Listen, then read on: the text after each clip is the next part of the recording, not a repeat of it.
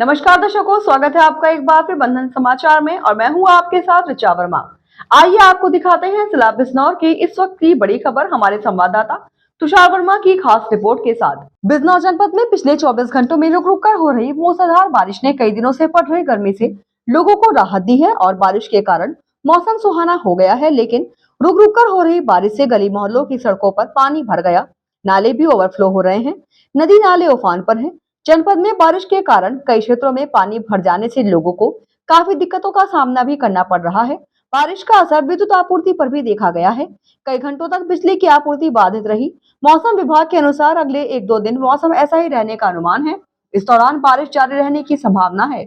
आप देख सकते हैं कि जिला बिजनौर के अलग अलग क्षेत्रों में बारिश के बाद हुए हालात की तस्वीरें, जहां नजीबाबाद में एक स्कॉर्पियो कार पानी में फंस गई, जिसमें लोग मौजूद थे।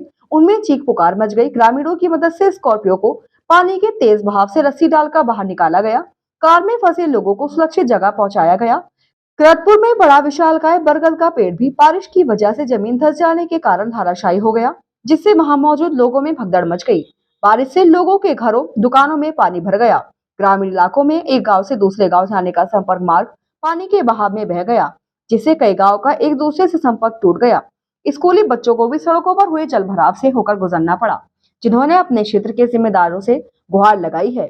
वहीं अगली तस्वीर सीएससी सियाओं की है, जहां बारिश का पानी घुस गया, जिससे मरीजों और तीमारदारों को काफी परेशानियों का सामना करना पड़ा।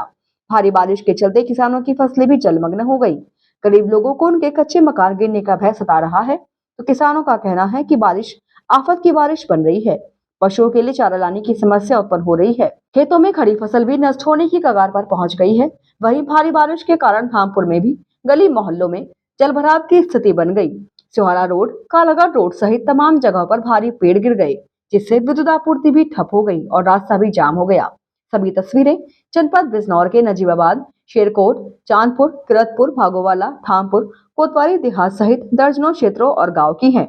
स्थानीय लोगों का इस बारे में कहना है कि जनप्रतिनिधियों और पालिका अध्यक्षों को इस ओर ध्यान देना चाहिए, जिससे आम जनता को बारिश के बाद हुए जलभराव से जूझना ना पड़े। बारिश के बाद शहर और नगर क्षेत्रों की हालत बद से बदतर हो जाती है।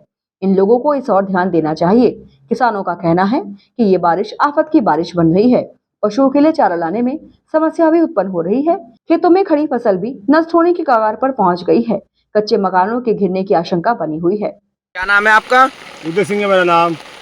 अच्छा, ये बारिश के बारे में बताइए। बारिश के बारे में ये हो, देखो जी, इस टाइम जो हो जनता ही परेशान, गंगा ढोर परेशान, निकलने बढ़ने से परेशान, मकान बैठने तैयार हो रहे हों, बारिश ज़्यादा हो रही है और नुकसान लायक ही है, फायदेमंद नहीं हो रहा कोई काम इस टाइम। क्यों, कोई फायदा नहीं बारिश से? इस टाइम नहीं है, पहले था बारिश फायदा, जो मान लो हल्की बारिश फसल बढ़ रही थी, हल्की बारिश हो रही थी। अब जांदरी हो रही है, जली हो रहा है, जहाँ तहाँ जली हो रहा है। कहाँ निकलो, कहाँ जाओ, क्या करो, डंगर भी पशु भी। अच्छा, कब से हो रही है बारिश? 3 दिन हो गए जी। आज क्या क्या परेशानी होगी?